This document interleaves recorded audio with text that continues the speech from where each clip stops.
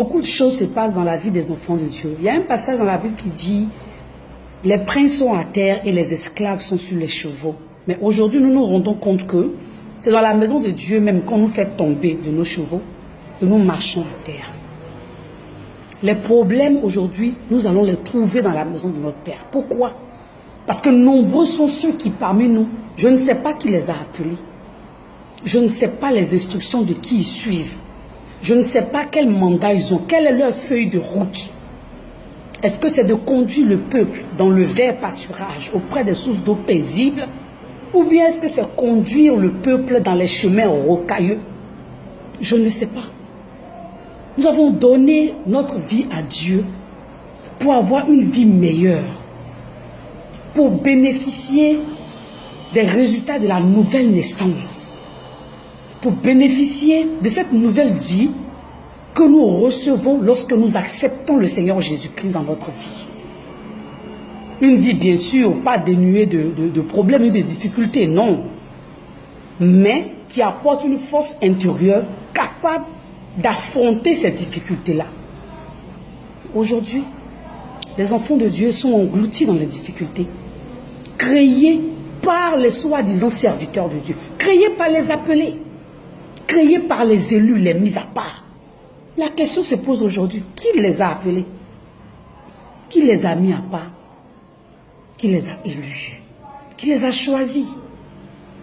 Parce qu'il est écrit, à leurs œuvres, on les reconnaîtra. Mais quand on regarde leurs œuvres là, il n'y a rien du Seigneur dedans. Hein? Il n'y a rien des promesses que nous avons reçues dedans. Hein? J'aimerais parler de quelque chose. Ça là, on ne m'a pas raconté. J'ai vécu ça. C'est en Côte d'Ivoire. Une sœur en Christ est allée dans une église avec son fiancé. Elle est coiffeuse. Le fiancé, il travaille dans une banque. Donc ils sont arrivés dans l'église. Évidemment, quand on est dans la maison de notre papa, on a envie de donner. On a envie de participer.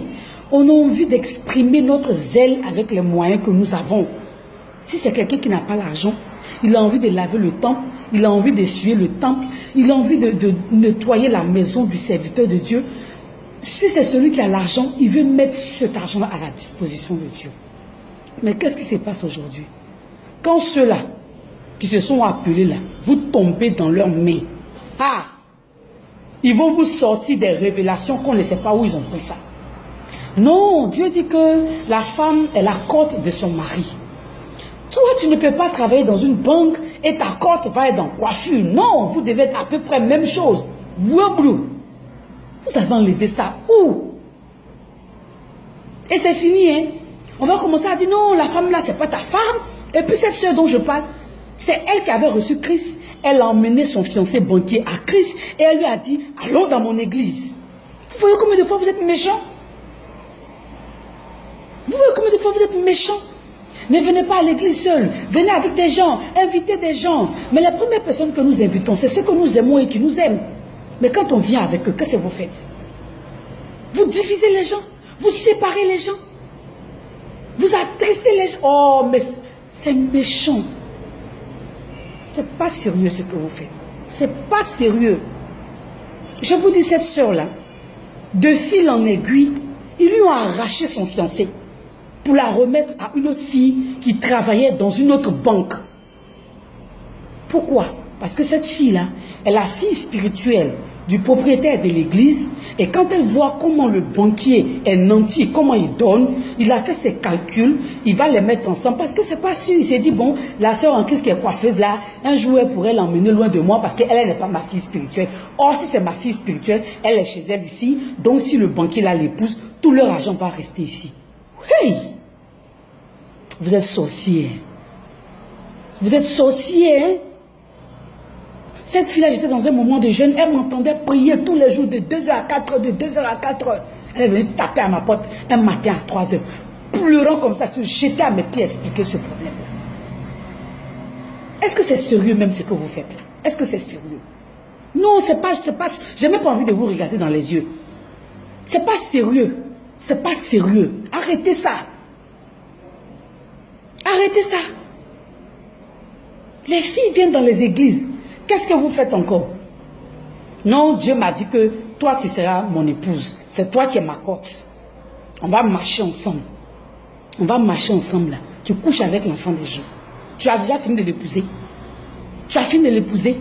Tu couches avec elle. Serviteur de Dieu, appelé, mis à part, élu, choisi, oint, prophète, docteur, enseignant, et j'en passe. Tu as fini de l'épouser.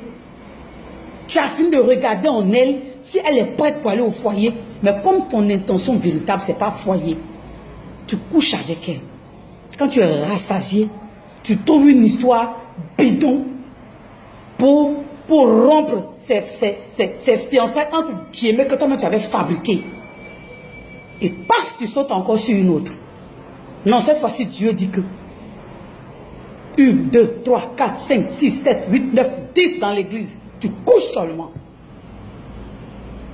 Et il y a un homme même là, il vaut jusqu'à te séparer de ton fiancé. Hein? Il n'est pas bon. Non, il a un esprit de sorcellerie. Non, dans sa famille là, ils sont comme ci, ils sont comme ça. Dieu m'a dit que si tu rentres là, tu auras des problèmes. Non, moi j'ai reçu du Seigneur. Va prier, tu vas voir. C'est toi ma côte. Faut le laisser. Vous les séparez. Tu l'épouses quand même. Mais quelques années plus tard, ça se gâte. Parce que Dieu n'avait rien dit. Parce que Dieu, c'est que lui commence. Hein? Ah, mon papa, c'est qui commence. Il achève. Il ne laisse pas ça en route. Ça ne veut pas dire que ce foyer ne sera sans problème. Mais non. C'est un foyer où il y aura problème. Ce que je vous dis là, c'est d'expérience personnelle aussi. Mariage fabriqué. Dieu dit que c'est toi qui es mon mari. C'est toi qui es ma femme. On se retrouve dedans. Mais quand tu rentres, est-ce que vous savez que souvent ces serviteurs-là, quand ils te veulent là, ils vont prendre ton nom, ils vont faire jeûne et prière, appeler ton âme, prier sur ton esprit, jusqu'à tu vas te retrouver marié avec lui, forcé. Et comme lui-même il sait que c'est pas Dieu qui a dit ça. À un moment vient, sa vraie nature apparaît. Quand il a fini de te marier là, pour lui c'est un sujet réglé. C'est comme quand on va chez féticheur. Si le féticheur a déjà résolu le problème, tant qu'il attend le problème, tu ne retournes plus là-bas. Oui, parce que c'est pas avec Dieu il a traité. Il sait avec quel esprit il l'a traité. Donc il ne prie plus, il t'a déjà marié. Mais il oublie que c'est les prières qu'il avait versées sur ta tête là. Jeûne et prières qu'il avait versées là. C'est ça qui a fait qu'il t'a épousé. Donc mon ami, tu veux me garder. Il faut jeûner et prier à vie. Parce que le jour que tu arrêtes là, mon esprit sera libéré. Là où tu l'avais mis en prison, il va sortir. Et je vais sortir de là. Je vais sortir de là. Peu m'importe, vous allez dire non, on dit on ne divorce pas, on dit on ne fait pas comme ça. Non. La situation qui va m'emmener au divorce arrivera. En cas d'adultère, je peux divorcer, c'est aussi écrit. Je ne suis pas obligé de rester en cas d'adultère. Non, arrêtez. J'ai dit à quelqu'un, si Dieu refuse de l'adultère, si Dieu refuse de l'adultère, autant qu'il refuse le divorce, et que toi tu emmènes l'adultère dans le foyer, c'est que tu as appelé le divorce aussi dans le foyer. Oui, oui, oui, oui. Donc si vous ne voulez pas que l'un vienne, n'appelez pas l'autre. Sinon si vous appelez l'un, l'autre va venir.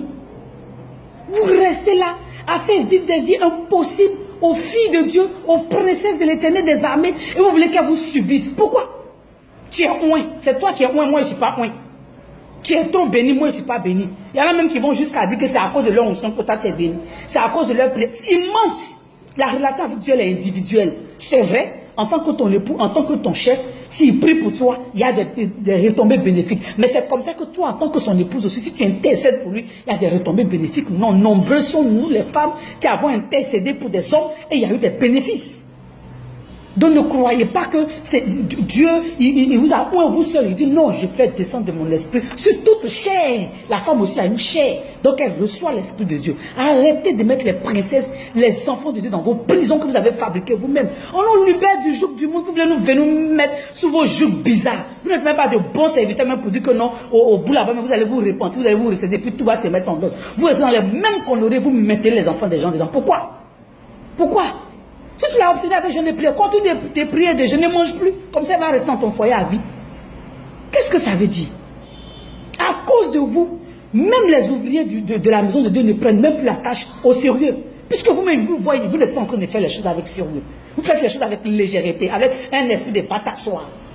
C'est comme ça qu'on se retrouve avec un groupe musical, par exemple, dans une église, où chantre, comme une chanson disait, crabette se monte dessus. Chante, ça se monte dessus. C'est quoi ça là?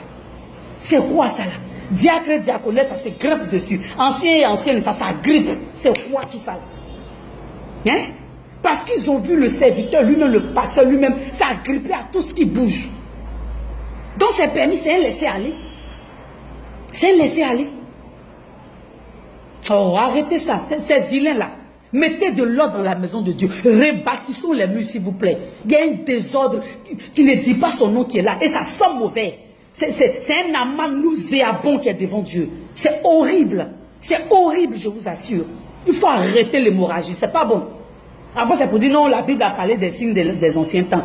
Normalement, ça doit. Vous êtes obligé d'être ceux par lesquels le scandale va rentrer dans la maison. On dit malheur à celui par lequel le scandale arrive.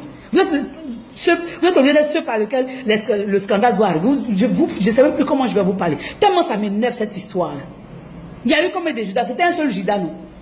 Aujourd'hui, c'est des multitudes de Judas. Vous êtes obligé d'être l'instrument par lequel le scandale va arriver. Et vous ne changez pas. Puis même pour vous enfoncer, vous marchez par affinité. Vous faites des groupes de serviteurs de Dieu qui font les mêmes choses.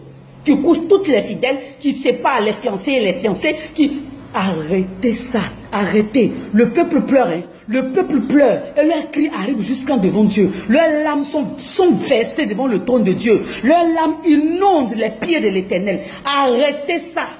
Arrêtez ça. Ne dites pas qu'on ne vous a pas parlé. Arrêtez ça.